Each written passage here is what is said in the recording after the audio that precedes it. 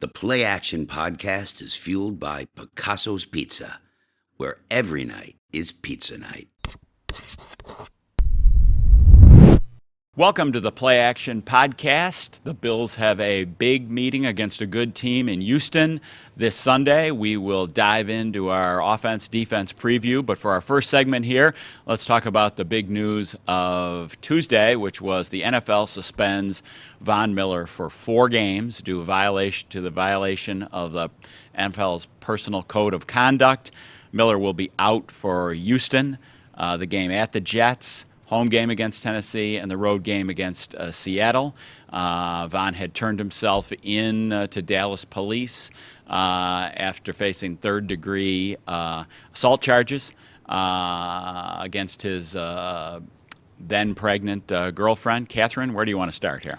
Yeah, so the NFL did not specify exactly what he was suspended for. We're under the assumption it was this. They were still investigating that. And, we were talking before the podcast how usually the NFL won't release their suspensions for the personal conduct policy until the legal system has finished its part, right? Right. So just like in the case with Rashee Rice, the Kansas City receiver, crashed his Lamborghini going 119 miles an hour. 4 other cars were involved. People were hurt. That legal process is still going on. So Rashee Rice was playing this season. Typically, the league waits till the legal process is done. Von said at the start of training camp the case was closed. The DA in Dallas has not filed any charges on the matter to this point. There is certainly no defending putting hands on women, and I think anybody would say Von is, while some people argue the NFL is more about PR and handing out suspensions, there's no, I don't think anybody would argue he deserves to sit out for 4 games under the terms of the NFL's personal conduct policy, the way it's written and the way they mete out justice. Like it or not, the Bills need Von Miller, in my opinion, on the field. He is an important part of their blueprint for winning, so this is a hit for them. Yeah, I think if we look at it, like you said, from that football perspective in a vacuum, he had started this season 3 sacks in 3 games. To start out of the first 4 games. Had less snaps, of course, against the Ravens, so saw a different use for him there. But I think they were still kind of figuring out what the defensive line was going to look like this year. And again, from a strictly football perspective, that's a blow. Yeah, I think obviously the Ravens dictated the script of the game with their rushing. And the Bills didn't get the Ravens into a 3rd and long passing situations. So I think that was not a game script that suited Von. Nevertheless, Von is the closer on this pass rush. And if the Bills are going to make a deep run in the playoffs, they, in my opinion, need Von. Who is their best pass rusher without Von? It's Greg Rousseau. And in my opinion, I like Greg Rousseau, and I think he is a high-end number 2 pass rusher. Now, he hasn't totally proven he's a high-end number 2 pass rusher, but in my opinion, I'm optimistic that he's going to fill that role. Is he a high-end number 1 pass rusher?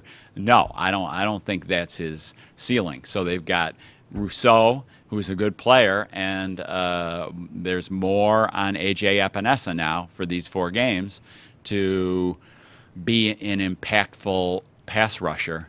Who else do they have now behind those 2? I think Gaughan Smoot is a edge-setting, run-stopping defensive end. I don't see him helping the pass rush a lot. So it's going to be Casey Toohill being the number 3 pass rusher, and the rookie Javon Solomon will get some chances, presumably, as in the rotation. But expecting a rookie to be a closer is not realistic in my opinion.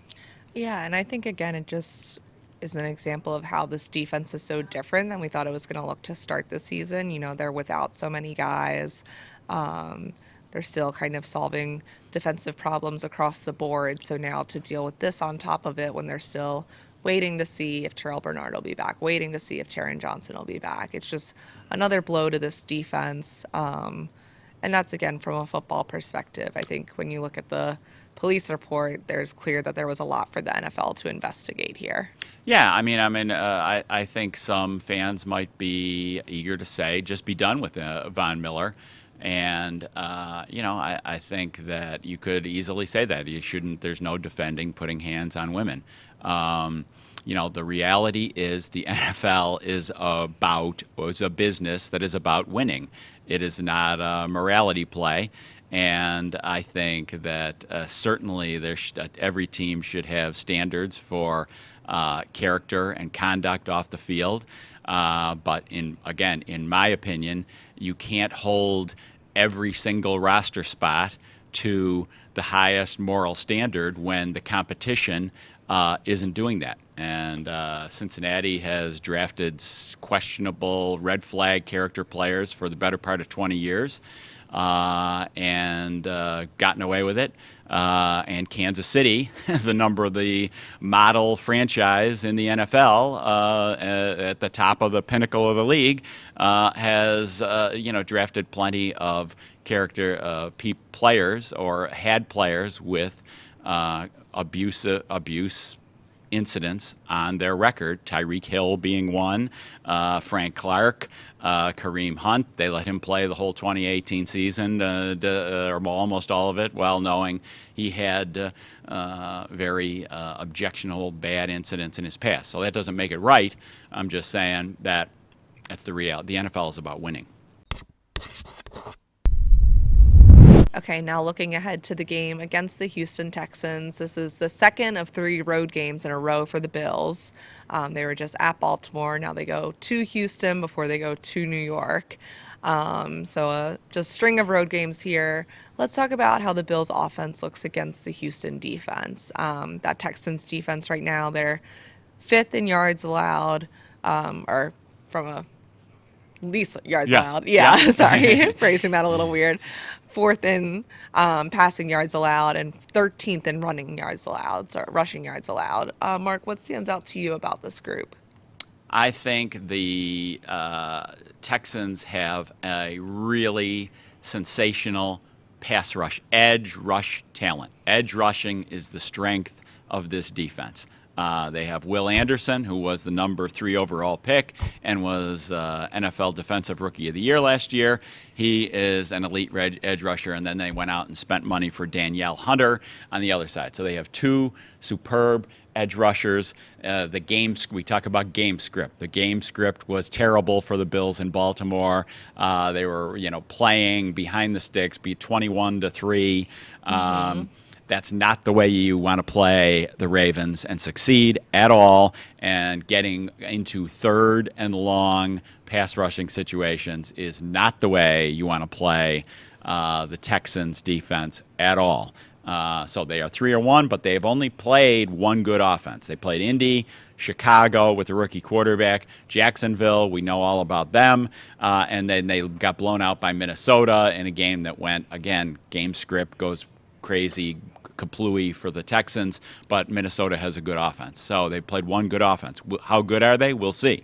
Yeah, I think they still need to be tested. Again, 5th in yards allowed this year. They were 14th, though, last year. Mm-hmm. So it's kind of, is this an improvement or is it just who they faced so far is, I think, still being determined. Yeah.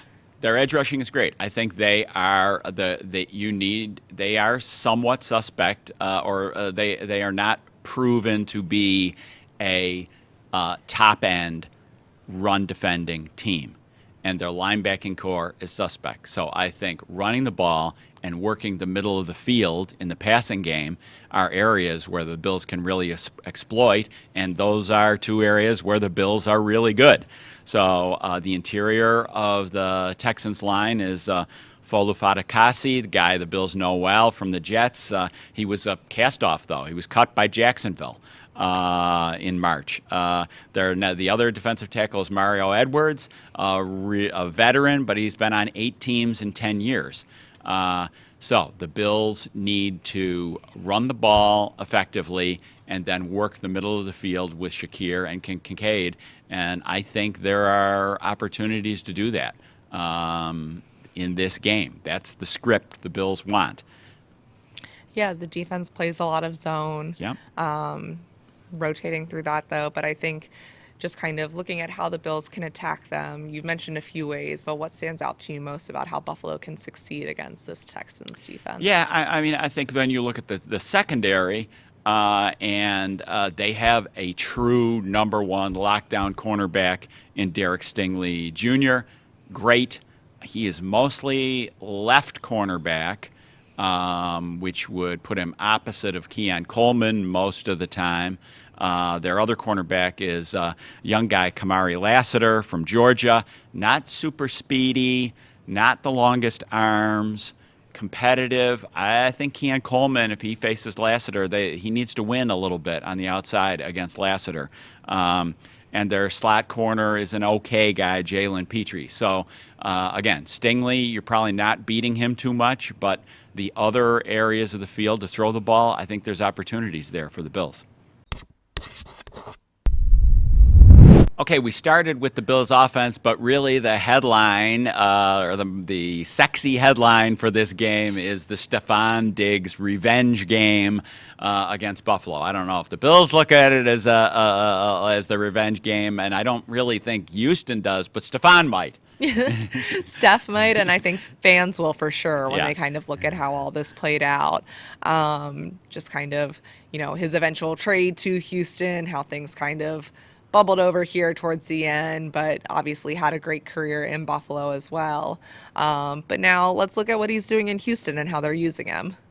Yeah, I mean, actually, even though this is the Stefon Diggs game, it really, for the Bills' defense, it is not the Stefon Diggs game. Yeah. It is the Nico Collins game, because Yeah. Nico Collins is their number one weapon. There's no question about it. He leads the NFL in receiving yards, I think, by more than 100 yards. Wow. He was 7th in receiving yards last year. He was 7th or 8th in yards per catch last year, 16.2. I think he is big, fast. He is 6'4", 215, 34-inch arms, runs 4.45, which is really fast for a big 6'4", 215-pounder. He is an elite weapon. I think it's not an exaggeration to say he's one of the top 5 receivers in the league. He is playing like, again, to like maybe overrated or go overboard, he's playing like a big Terrell Owens. How the Bills are going to defend him, they have to double cover him, even if it means leaving Stefon Diggs one-on-one. Nico Collins is the player who can destroy a team. They'll use Nico Collins and Tank Dell to the same side sometimes, and they're expecting Tank Dell back. I believe the reports out of the Houston side were that he's trending that way, at least. Still a few days out to go as we record this. But yeah, it's a really interesting offense too, just the way they get creative with everything. Yeah, I mean, it's a Shanahan-type offense. Ideally, they get the running game going, do a lot of play action. Again, I feel bad that we haven't mentioned C.J. Stroud, but now let's talk about him. He was the offensive rookie of the year last year. He is elite. Don't count on inaccurate throws this game. If guys are open, he is hitting them. But the Texans offense has not been setting the world on fire yet, aside from Nico Collins. And one big problem has been their running game was not great last year. They're expecting it to be much improved with Joe Mixon at running back taking Devin Singletary's place. And Mixon is an outstanding running back, 28 years old, but he's been hurt. So he has missed the last couple of games. We'll see. If he is out, that is a huge break for the Bills. I'm kind of thinking that I think he practiced limited one day last week. I'm kind of thinking he'll be back. So that is a problem. If they get Mixon going, that makes everything else harder to defend. So stopping Mixon is going to be huge, presuming he plays. The Bills need to win the line of scrimmage. The Texans have talent on the offensive line, but it hasn't been playing that great yet. Yeah, I think too, you mentioned just kind of CJ Stroud and his impact. He's got this whole team ahead of where they thought they would be, just from a turning around the franchise perspective. They've done it quickly, but I think now they're dealing with all those injuries, or dealt with injuries last year, like you mentioned, and then now again this year. Yeah, I mean they're kind of taking advantage of the fact C.J. Stroud has them ahead of schedule because he was so impressive as a rookie, and that has led them to spend money, signing Danielle Hunter, and let's take advantage of this next 2 or 3 years while C.J. Stroud is on a low cap hit, and it's smart by the Texans. For sure. So, I mean, the Bills, this is a big defensive challenge, especially if Mixon plays.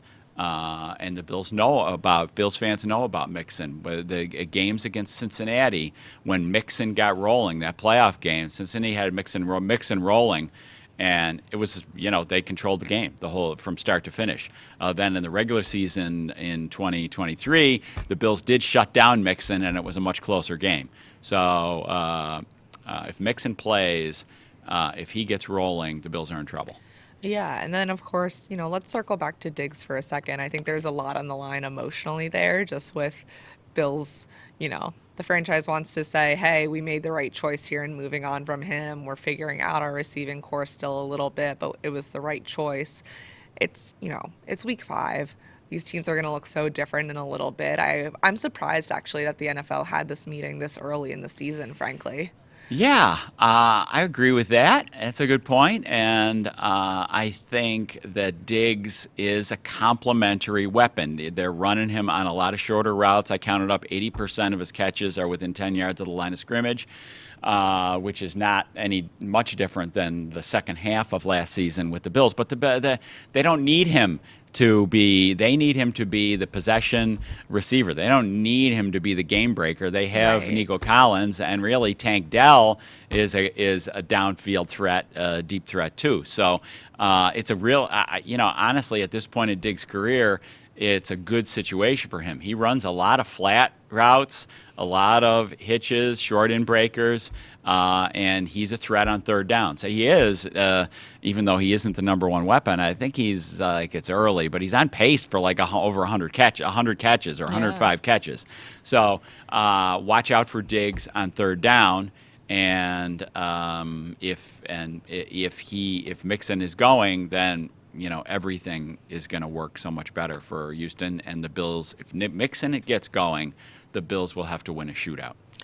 Yeah, we'll have so much coverage of this game and everything leading up to it, too. Both of us will be out at practice today, Wednesday, for all the news and analysis. So make sure you're reading on buffalonews.com and then subscribing wherever you get your podcasts. And we'll be back next week. Treat your team to the most flavorful pizza on game day at Picasso's Pizza.